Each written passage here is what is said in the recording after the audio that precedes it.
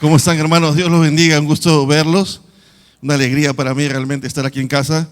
Mientras miraba el video me hacía acordar esas épocas. Yo recuerdo que yo tenía 13 años cuando llegué acá al colegio y justo son esas épocas, ¿no?, que empezaba la iglesia y bueno, me hizo recordar ese tiempo. Bueno, qué interesante es que mientras cantábamos hablábamos acerca de que Dios iba a perfeccionar su obra, ¿no? Y acerca de adorarle, ¿no? Y venía pensando y decía, ¿quién es digno, no?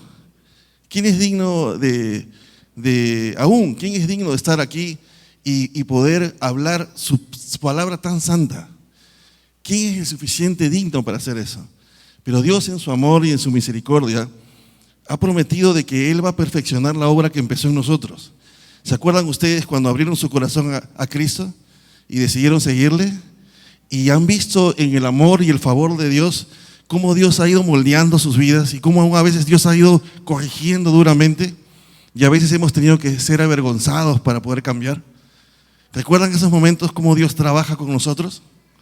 Bien, Dios es bueno. Y el día de hoy voy a tocar un pasaje donde solo vamos a hablar 2 versículos nada más, pero que va a ser un pasaje tan profundo, no porque yo lo voy a hacer profundo, sino porque el texto es profundo en sí mismo.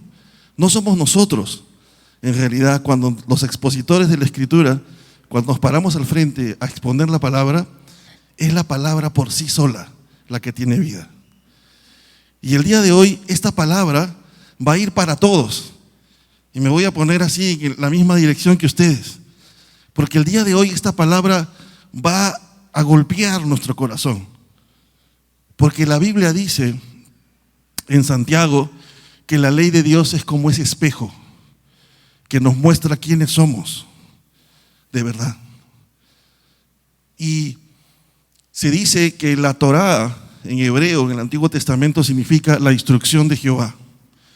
Y al leer la instrucción de Jehová, cuando vamos leyendo el libro de Romanos, nos damos cuenta que el único propósito de la ley era hacernos no solo ver lo correcto delante de Dios, sino demostrarnos que somos 100% incompetentes para poder cumplirla.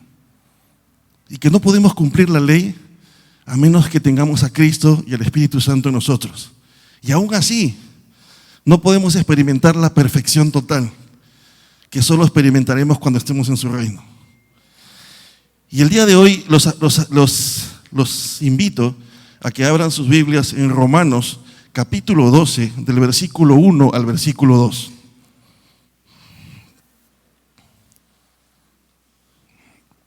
Vamos a leer estos 2 textos.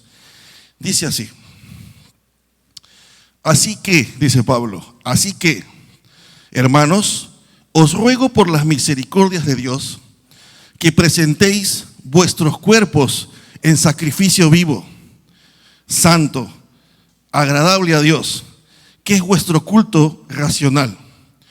No os conforméis a este siglo, sino transformaos por medio de la renovación de vuestro entendimiento, para que comprobéis cuál sea la buena voluntad de Dios, agradable y perfecta.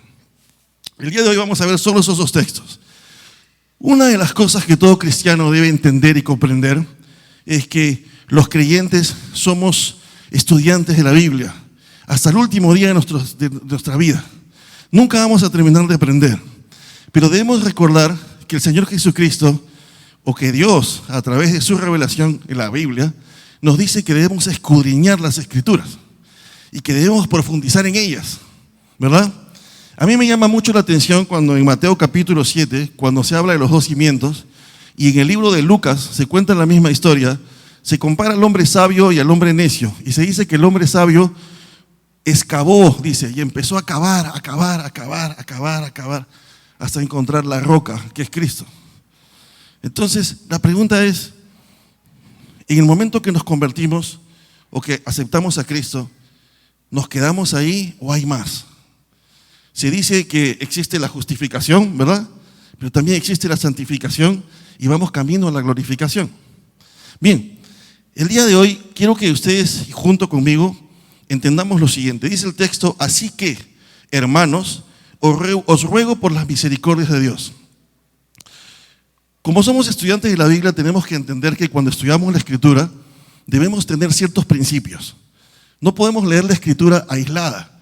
Es mejor, cuando leemos un pasaje, entender el propósito del libro que estamos leyendo y también entender el contexto inmediato, los versículos inmediatos, los versículos que están antes y después del texto que estamos leyendo. Eso nos va a permitir llegar a una interpretación precisa. O sea, recuerden que hay un solo mensaje en la Escritura. ¿Recuerdan ese texto que dice que el mensaje no viene de humanos, sino viene de quién? De la boca de Dios, ¿verdad? Es revelación de Dios. Entonces, tenemos que analizar el pasaje en base a su contexto y también tenemos que analizar el pasaje en base a las palabras. Si no tenemos en cuenta el significado de las palabras, va a ser difícil que lleguemos a una interpretación, a la interpretación correcta, ¿verdad? De forma precisa. Entonces, cuando por ejemplo nosotros decimos, ¿no? Para darles una idea, el Nuevo Testamento fue escrito en griego, ¿verdad? Romanos fue escrito en griego. Y por ejemplo, hay una expresión en inglés que dice, no, ya se me fue, que es, piece of cake, ¿no? Cuando dices una pieza de pastel, ¿no? Cuando tú dices piece of cake es como decir, eso es papaya, ¿no? ¿Me entienden? Pero si tratamos de traducir eso del inglés al español, no vamos a entender lo que significa. Pieza de queque. ¿Qué significa eso? Para nosotros que somos peruanos no significa más que una pieza de queque, ¿verdad? Pero para poder entender lo que un escritor americano a lo mejor quiso decir, tenemos que meternos en su cultura y tenemos que entender su pensamiento y tenemos que entender su lenguaje. Y eso es lo que vamos a hacer el día de hoy con estos dos versículos. Dice el texto, así que.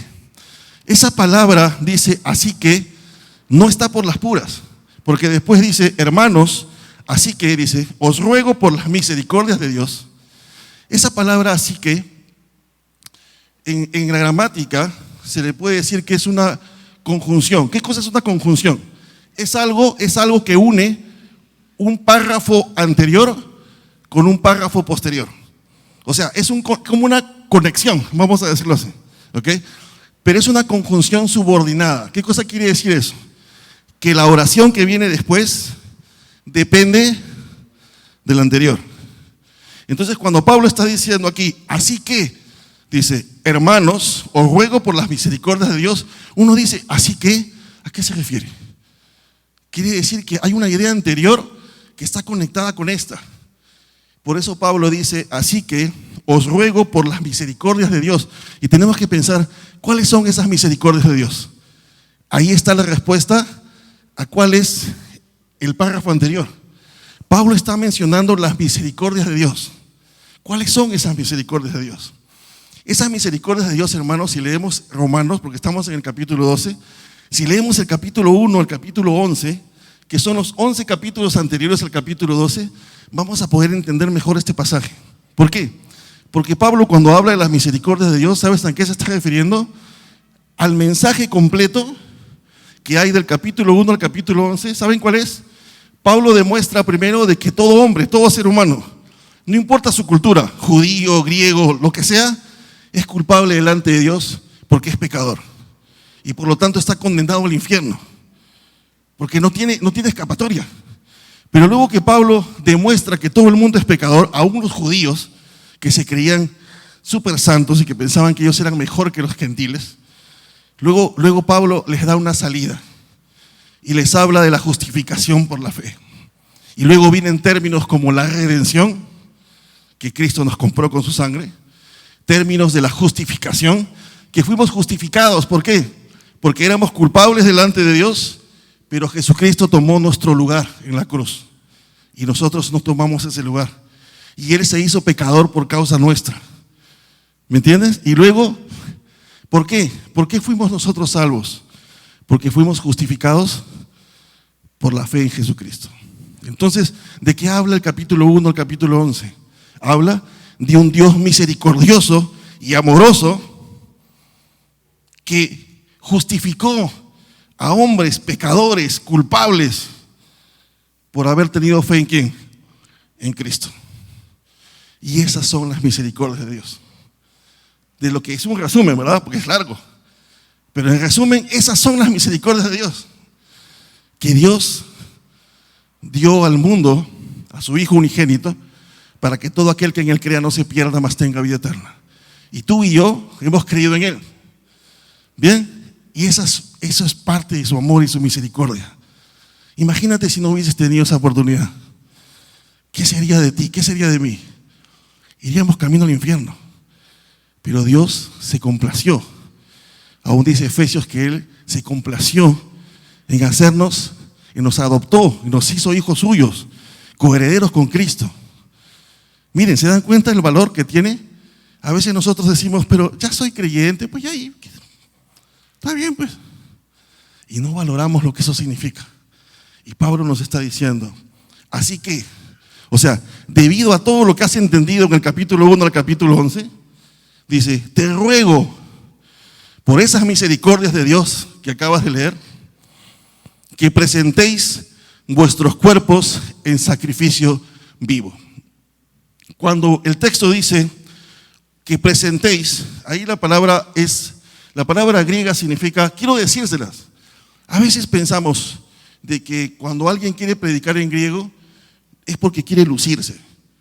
Y no se trata de lucirse, se trata de que si voy a leer un texto que fue escrito en griego, tengo que considerar algunas palabras en griego para poder entenderlas.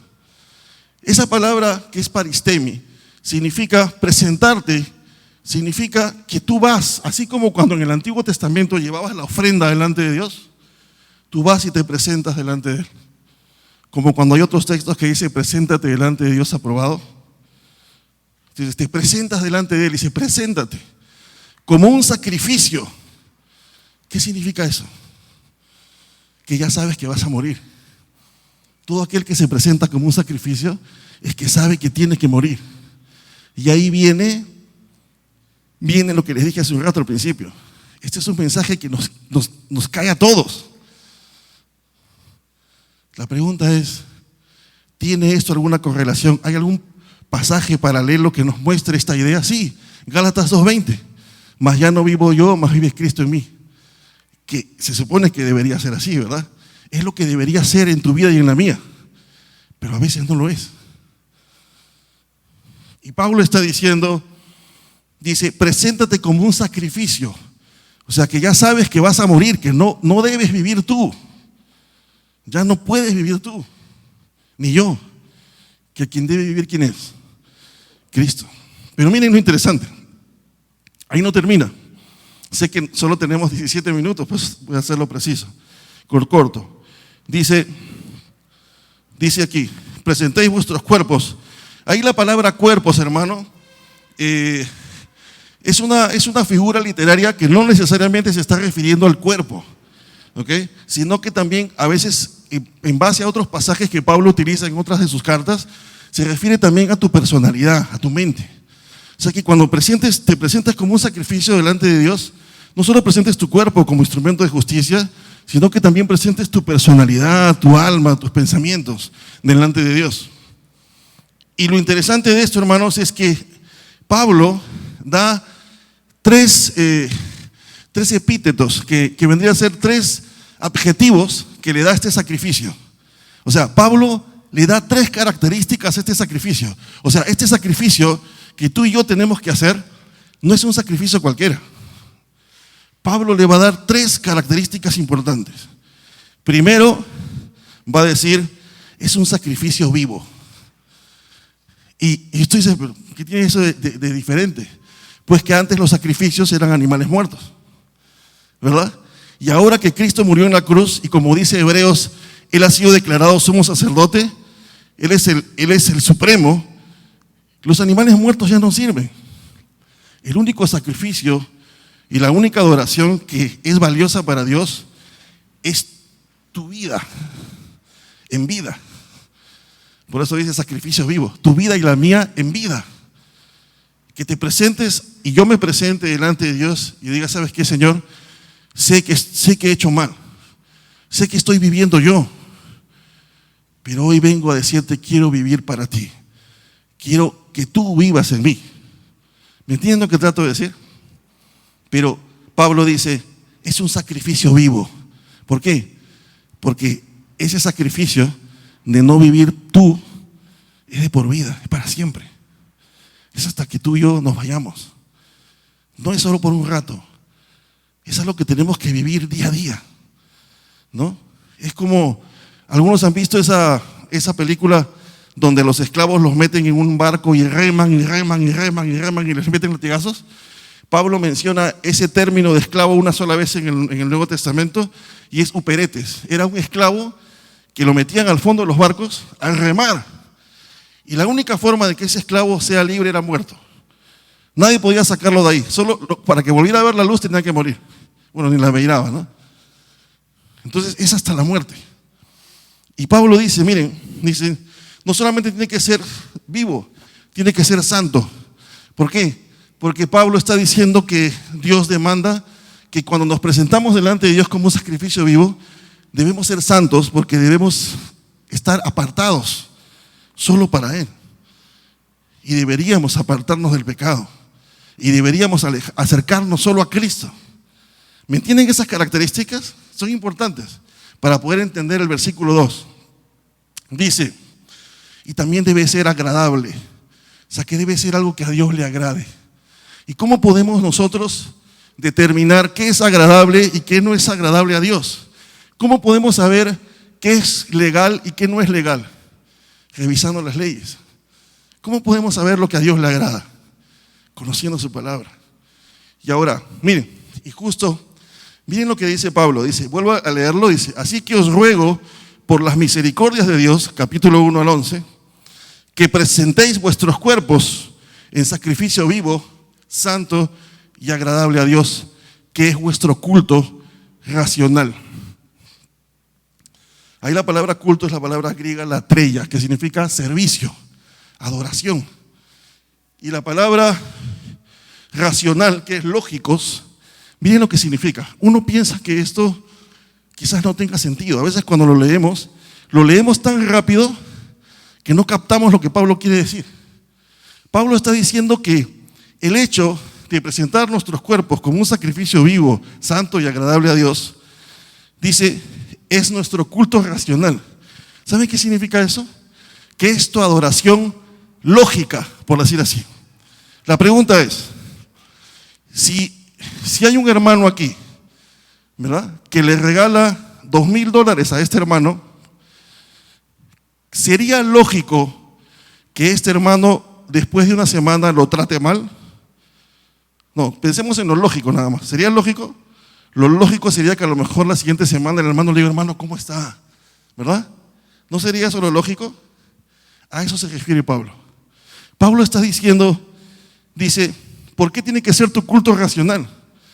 Porque después de haber visto todas las misericordias de Dios desde el capítulo 1 al capítulo 11, lo más lógico sería que tú y yo nos apartemos del pecado y no lo hacemos. Lo más lógico sería que tú y yo vivamos una vida santa y agradable a Dios y no lo hacemos. ¿Y por qué tiene que ser lógica, hermanos? Porque siempre voy a decir que muchas veces en el mundo entero se ha malentendido la palabra fe. Y yo prefiero llamarle fe bíblica, ¿no? ¿Por qué? La palabra fe, hermanos, viene de una palabra griega pistis. Y tener fe tiene que ver con pisteo. ¿Saben lo que eso significa? Significa, pistis primero es una firme convicción. Una firme convicción. O sea, no es, cuando hablas de una firme convicción, no hablas de que estás pensando, ¿será o no será? No. Una firme convicción es, yo estoy seguro que así es.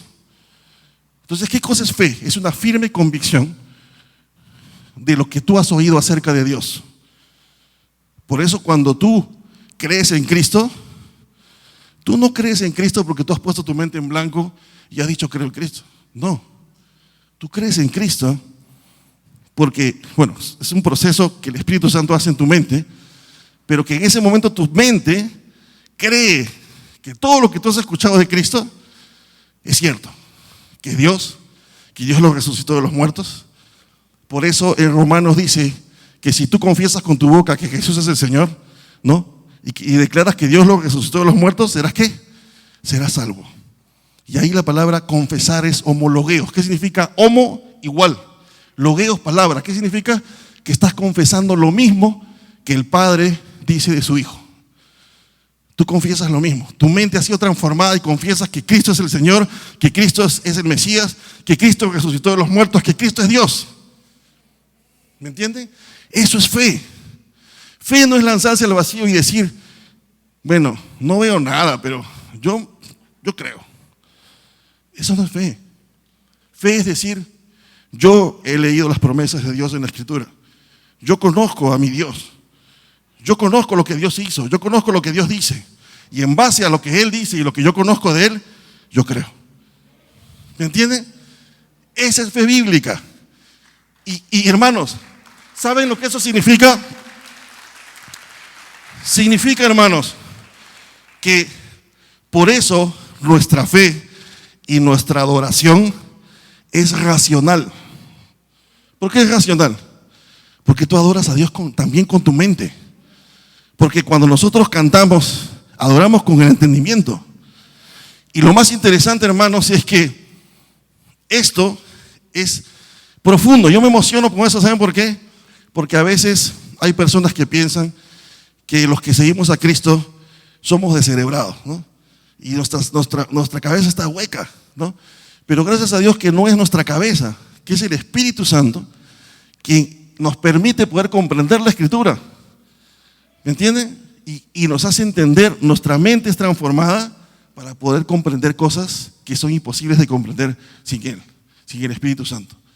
Ahora, miren, entonces, luego Pablo termina y dice, miren, no os conforméis a este siglo, sino transformaos por medio de la renovación de vuestro entendimiento, para que comprobéis cuál sea la buena voluntad de Dios agradable y perfecta. Aquí Pablo termina, tenemos 8 minutos. Miren, no os conforméis. ¿Saben lo que significa conforméis? En griego es la palabra susquimatizo. ¿Saben lo que significa la palabra susquimatizo? Significa que tú por fuera, cosa que nos ha pasado muchas veces, aparentamos ser santos, pero por dentro estamos podridos. Eso es lo que significa.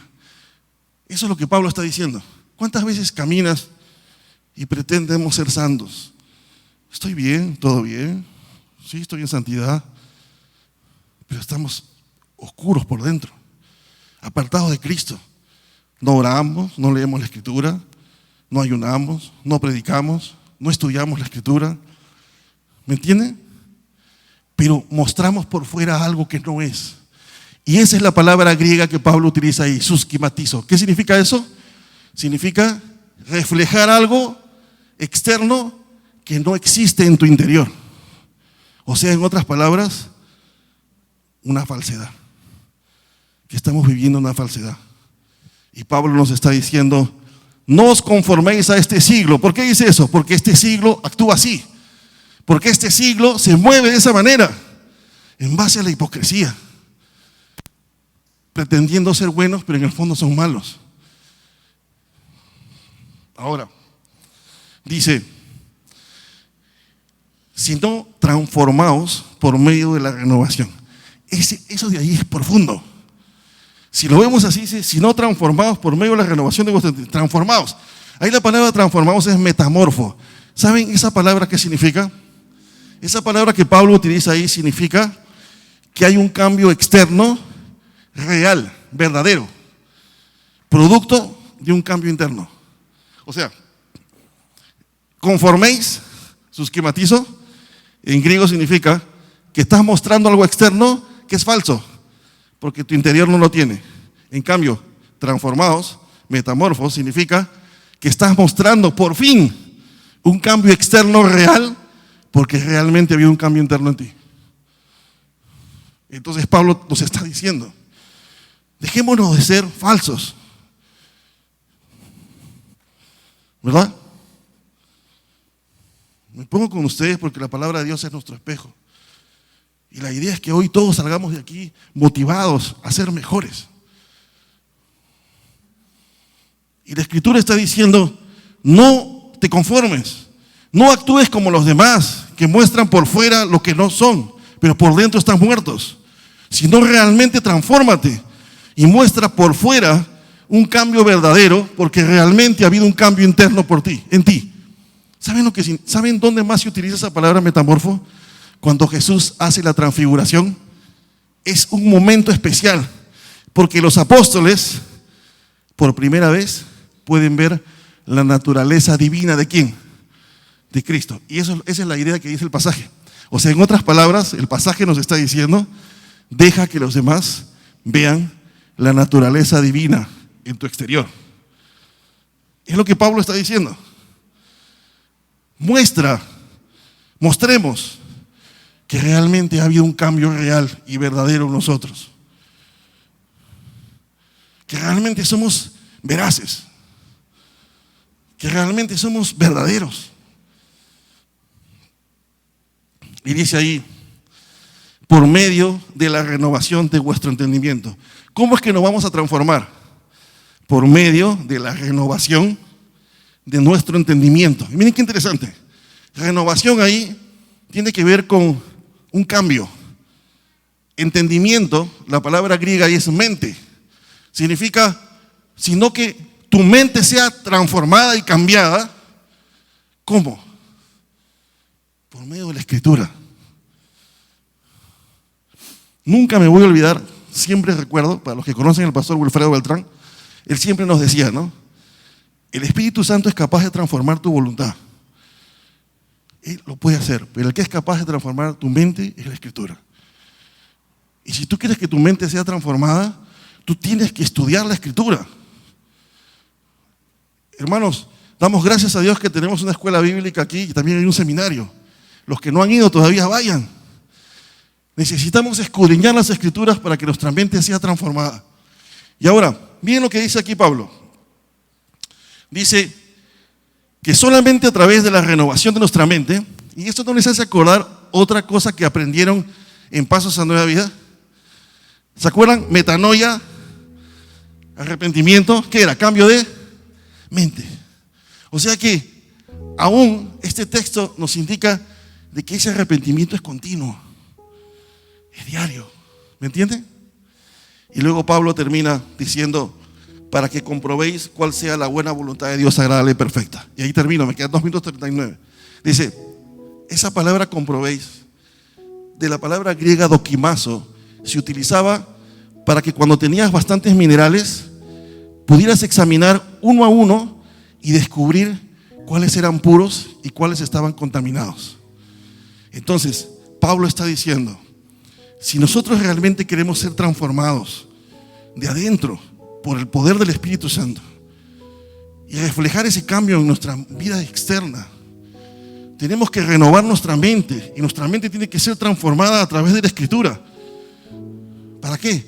Porque solamente la Escritura nos podrá comprobar, dokimazo, nos podrá examinar y decir qué es bueno y qué es malo. Porque nuestro patrón de vida es la Biblia. ¿Para qué? Para que haciendo eso, tú y yo podamos conocer la voluntad de Dios agradable y perfecta. Hermanos, vamos a ponernos de pie. Y quiero terminar con esto para luego hacer la oración de llamado. Quiero decirles lo siguiente. En el libro de Santiago se dice, la prueba de vuestra fe produce paciencia. Eso es en Santiago. Y cuando analizas esa palabra, es la misma palabra dokimazo. ¿Saben lo que significa? Que la única forma de comprobar si tú y yo somos creyentes verdaderos es a través de esa paciencia que en griego significa, es la palabra upomone. ¿Saben qué significa eso? Upomone es cuando estás en una guerra, no importa que las dardos y las flechas te caigan, tú sigues peleando, te hieren y te caes, te levantas otra vez y sigues peleando hasta que llegues al final, que es cuando Cristo venga. Recorrer todo eso, así te caigas, así falles, pero si perseveras hasta la final, upomone, eso mostrará que tú y yo somos creyentes verdaderos, veraces. Vamos a orar. Padre nuestro que estás en los cielos, Señor, Te damos gracias en este tiempo, Padre, porque eres tú quien hace la obra, Señor, en nuestros corazones.